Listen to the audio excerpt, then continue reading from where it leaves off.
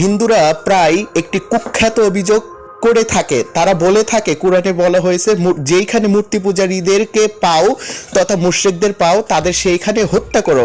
এই ক্ষেত্রে তারা সূরা তওবা 5 নম্বর আয়াত তুলে ধরে যে আশুরুল হুরুম ফাকতুলুল মুশরিকিন। এই আয়াতে প্রকৃত সত্য তারা জানে না। মূলত 1 নম্বর আয়াত থেকে পড়লে বোঝা যায় মুসলমানদের সাথে মুশরিকদের একটি শান্তি চুক্তি হয়েছিল। মুশরিকরা শান্তি চুক্তি ভঙ্গ করে তাদেরকে যুদ্ধের আহ্বান করে এই হত্যার বিধান দেওয়া হয়েছে। শুধু তাই নয়, আয়াতে আত্মসমর্পণকারী মুশরিকদেরকে নিরাপদ স্থানে নিয়ে যাওয়ার কথা বলা হয়েছে। অথচ হিন্দু ধর্মে এরকম আত্মসমর্পণের কোনো বিধান আমরা দেখতে পাই না।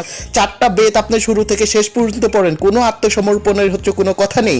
উল্টা বলা হয়েছে এই শত্রুদেরকে জঘন্যভাবে হত্যা করার জন্য। যজুর্বেদের 17 নম্বর অধ্যায়ের যদি 46 নম্বর যদি আপনারা মন্ত্র দেখেন, হে আমাদের যোদ্ধাগণ, তোমরা শত্রু সৈন্যের প্রতি এগিয়ে যাও ও বিজয় লাভ করো, তোমাদের বাহু উগ্র হোক, অর্থাৎ তোমাদের বাহু শক্তিশালী হোক।